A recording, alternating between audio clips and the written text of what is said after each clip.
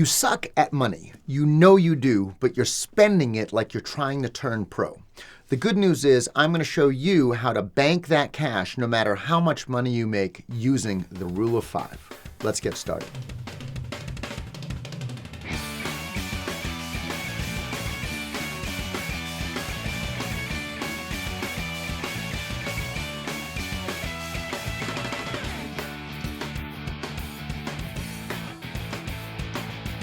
The great Buddha had an outstanding philosophy on life. And he said that desire is the root of all suffering. And boy, do we like to suffer. We suffer for everything we want. But what we do is we pay for it now, and it's our future self who suffers. Instant gratification. We want it, and we want it now.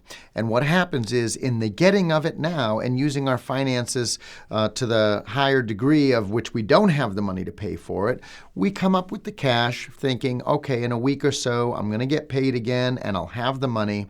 But it's really our future self that suffers. When I was a kid, I found a way to start avoiding that suffering for all of my desires. Because of course, we have things we want, and we do want them now. We want instant gratification. If I want it, I'm going to get it. And unfortunately, we have to spend to get there. So I like to think of my finances in a sort of spiritual way, and I invite the Buddha into that thinking, and I want to suffer less. We all want to suffer less. So how can we do that? One way that I have always done that is something I call the rule of 5. The rule of 5, in its most basic definition, says that I have to have all of my current bills settled. That means all of the monies that I need for this week or even this month, all those bills are taken care of. And the money that I have left over, which is going to be my savings, I could take 20% of that. Meaning if I don't have 5 times the amount of money I want to spend on the last minute fun or frivolous purchase that I want to make today, that I can't spend it. So let's just take a look at a very, very basic example. When I was a teenager, like most teenagers, I spent time hanging out in malls with my friends. We would go out, we would do things, we would want to spend money.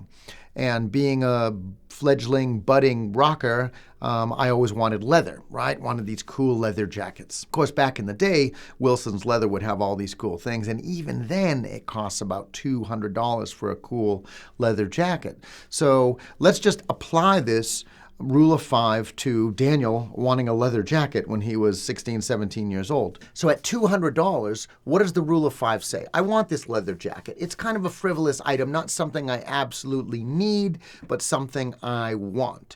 So the rule of 5 says if the jacket's going to cost $200, and let's just use that for round numbers. I mean, tax, everything, the conditioner, the warranty they're going to sell me, everything is $200 all in. How much money would I need to have? Well, 200 times 5 is $1,000. So what that says is all my bills would need to be settled. I'd have to have money to fill my tank so I can get to work during the week. I'd have to have money for my lessons. I'd have to have money for a cell phone. I'd have to have money for any bills I had, car insurance included. If all that stuff is settled, I can afford to take 20% of what I have. So if I only had, say, $800 kicking in that account, well, then I'm not going to be able to go out and afford it. I know what you're thinking, but Daniel, I can afford it. I want something that costs $200 and I have $800 in the bank. But once again, we're going to go back to the suffering part. Spending now does not allow for life to just happen, and it is going to happen. I remember as a young man, I had this experience where I'd just gotten this car. It was a Camaro, and it was an absolutely great car, and I loved it.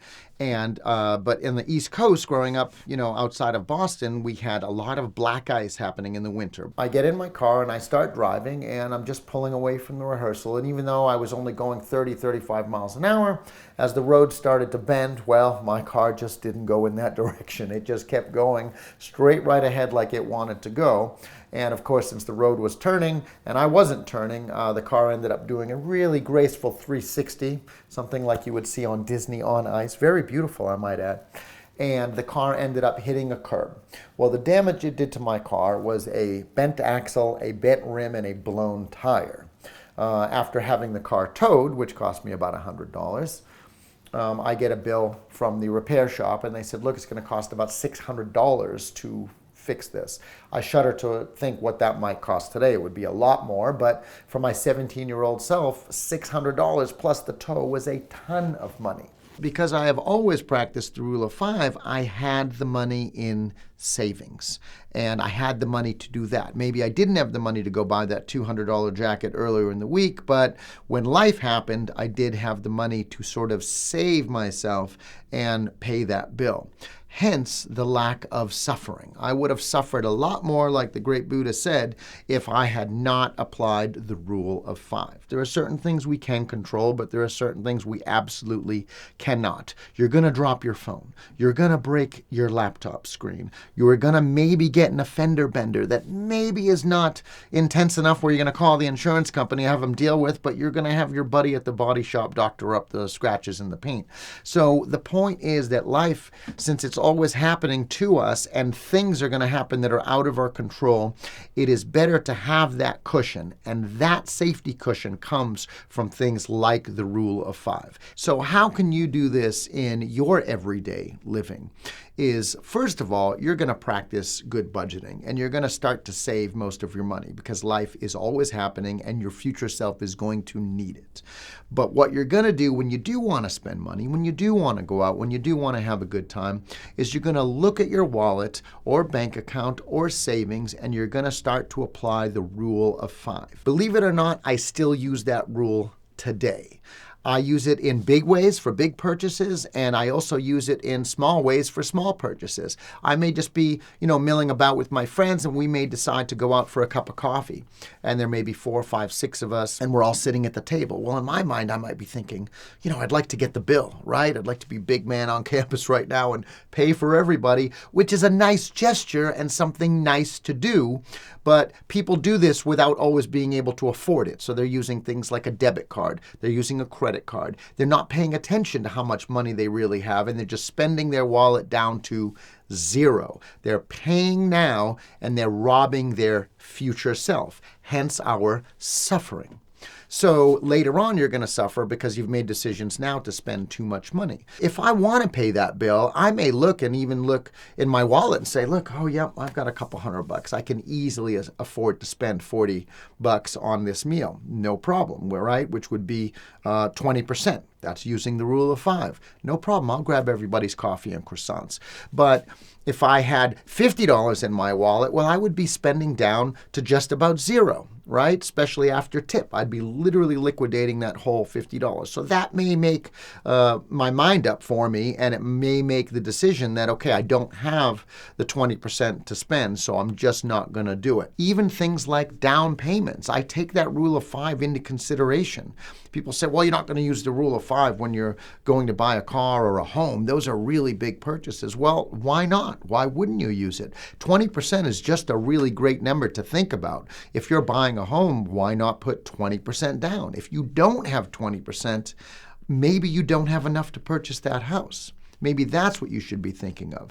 And same thing with a car. I like to purchase cars outright, and I tend to be the type of person who, if I can't afford it, I'm just not going to buy it. However, most people have to finance a car, and I do understand that. So if you're going to have to finance your car, then try and have at least 20% down. The percentages are very, very important, but the rule of 5 has saved me many, many, many times. Now, let's just recap with the instant gratification, because that's probably the number one thing that is killing your spending.